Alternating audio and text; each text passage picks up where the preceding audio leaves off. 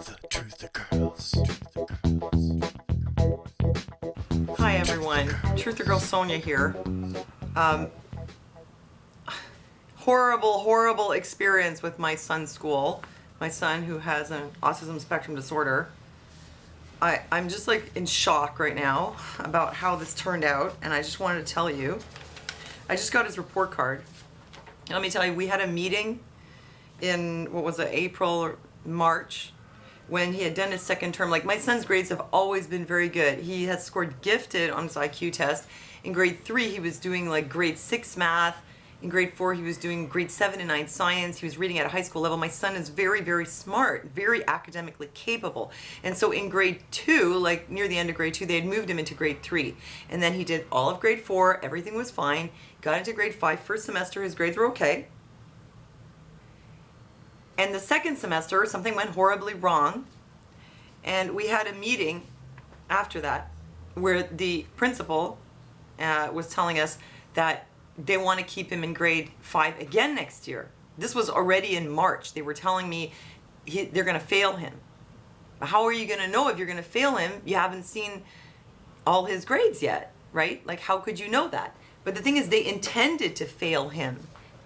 They deliberately planned to fail him, and they did fail him. Like, they failed him on purpose, and I have the proof. So we had this meeting at the time, and what had happened was in that first semester of his grade 5 year, there were a lot of incidents. Well, he had a new shadow, and so he wasn't used to her. The shadow, actually, she's okay. She's done a good job.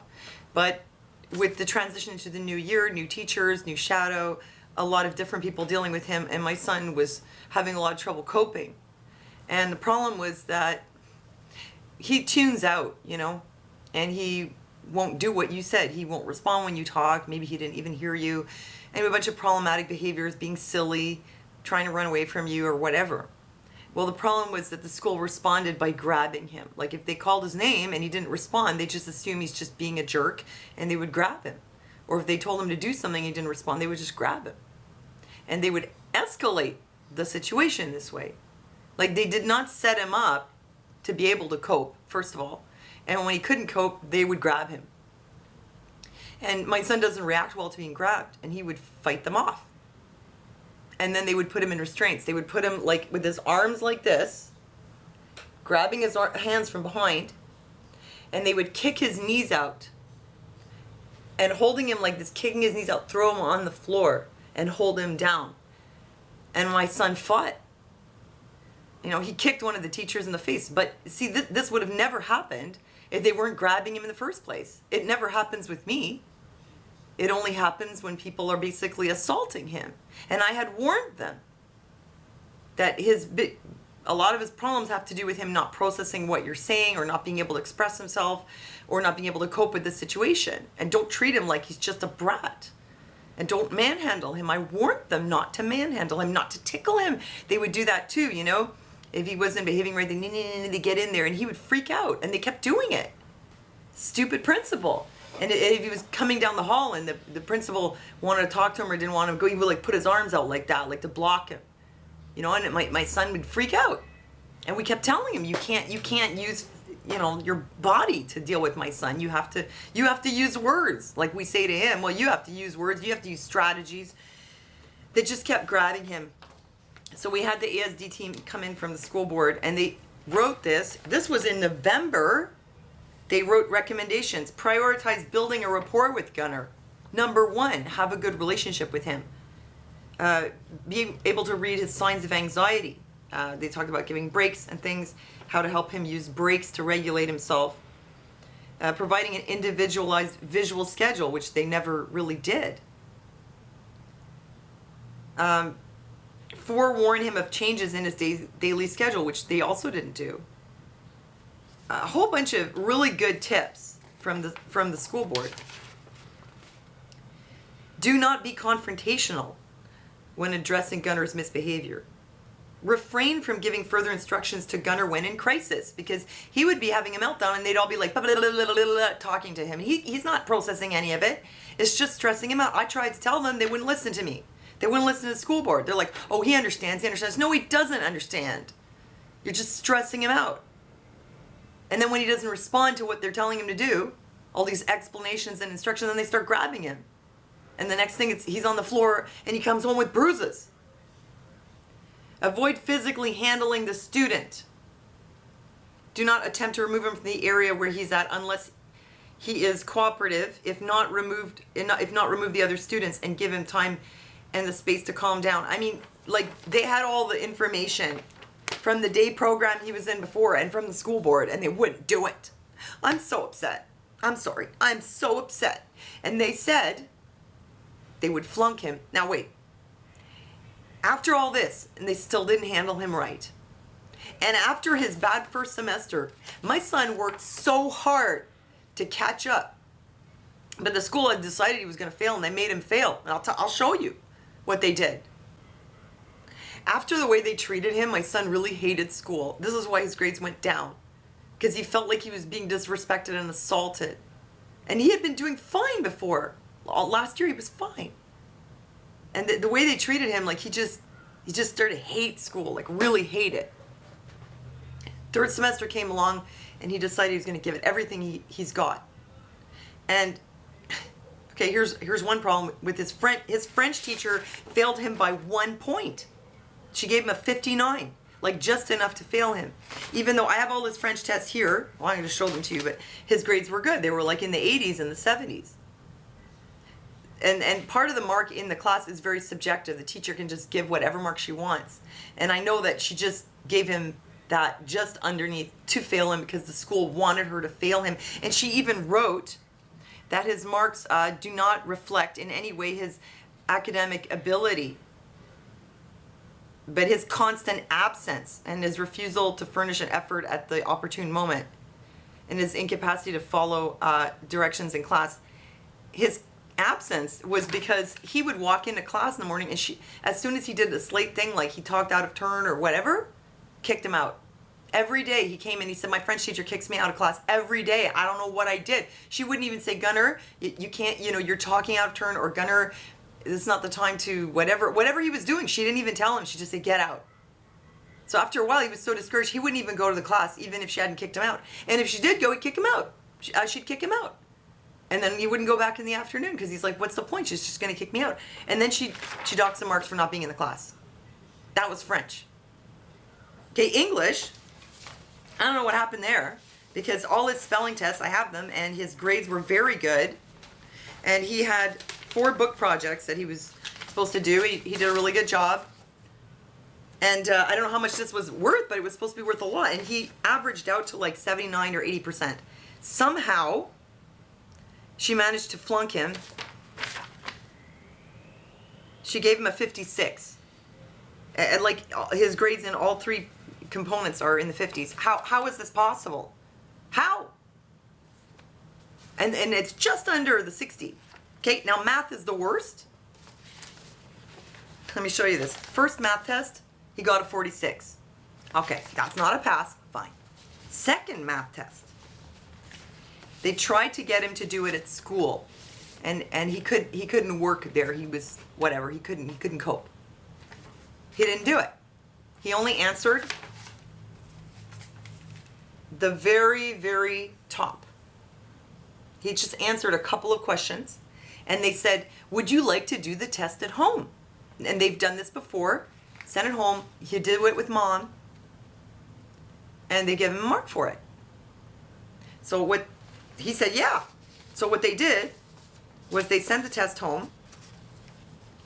Here's the completed test. He got an 81.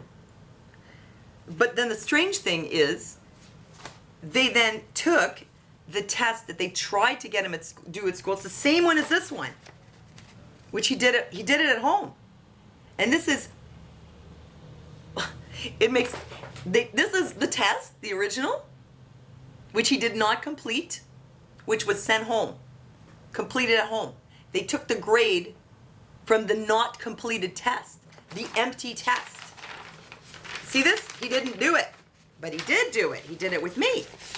Okay? But they took this and used it to calculate his math grade.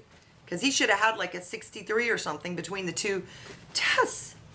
But they did this to make him flunk. I don't know how they came up with it. He ended up with a 46.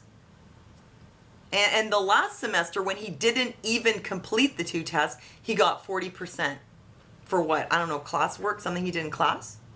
So 40%, I mean, you know what I'm saying? Like if 40% of your grade is what you do in class, then the rest of it, like he has this grade for it, and then how did they manage? They must have given him a 0 for what he did in class. Like they did it.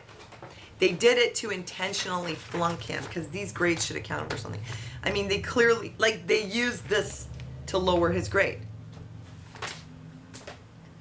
I mean, they couldn't have given him no marks for being in class, because last semester when he did nothing on the test, he came out with 40%. This semester he does the 2 of them, his grade is passing on the 2, and they give him a 46. So you know what does this show my son? What does this tell him about school? This tells him that it doesn't matter how hard you work, what kind of work you put into all your projects, and what kind of grades you get, they're going to fail you anyway. And they're going to flunk your participation marks after they kick you out of class without even telling you why. Like, do you know how frustrating this is for me? My son, who is so smart, so capable. I have the reports from when he was at the day program, and they're like, this is a child who works above grade level, who can work on his own, who's high potential. And they wanted to flunk him. They said so in March, and they flunked him on purpose because of his behavior. And they said so. They said to me, it's not because of his academics, it's because of his immaturity. But the immaturity is a function of his autistic disorder. So they literally, deliberately flunked my son for being autistic. That's what this comes down to. To me, that's like discrimination. It tells my son, you can work as hard as you want, you can try your best, but you're going to be discriminated against because you're autistic. And I don't think that's okay at all. I wrote a letter to the school board already. Believe me. And he's going to be in a special needs classroom in a new school, which is fine with me. And if they wanted to fail him so he'd have 2 years there. And you know what? I actually think 2 years would be good. It might undo some of the damage, and it'll give us some time to figure out what to do about high school. But to like purposely fail him to make that happen, it's just wrong. It's wrong. He shouldn't have failed. You know, and as a Christian, though, having put this in God's hands, I'm thinking, you know, it's what the Bible says, that God can use even adverse situations to work for good. And I'm thinking maybe it is good that these people are just such complete jerks that they did all this, because now he's going to have 2 years in a better school instead of just getting by in this one. Because there were other issues, like the kids that were there, they talked about drugs a lot, they talked about crime, they all want to be in gangs. It's horrible for a kid like my son, you know. So I'm just hoping this will undo damage. I just thank God he's going to be in a better school next year. But I'm seriously like, I'm so like hurt for him that they did this. I'm trying to look on the bright side, right? Like, as you can see, but another part of me is just like really, really hurt. The bastards. And then I confronted the math teacher, said, how'd you come up with this grade? And they kicked us out because they said he said the F word to one of the aides, an aide who had stepped on his foot on purpose at one time and done a bunch of other stuff. Now, like, they kicked me out of the school because they're like, well, Gunnar said the F word to one of the teachers or one of the staff. But it was like right when I confronted them, I said, well, how did you come up with this grade? Oh, Gunnar just said the F word, and you should leave. And you should have seen that math teacher when I confronted her. She was like this.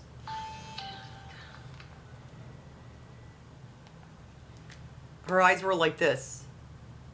And she started blabbering right away, making excuses. And I said, I haven't even asked you a question yet. Anyway, horrible, horrible experience at St. Gabriel's School in, what is it, St. Henry? Horrible, stupid school, stupid principal, didn't understand anything. Just have their ideas about what autism is or isn't, and what it should look like or shouldn't look like.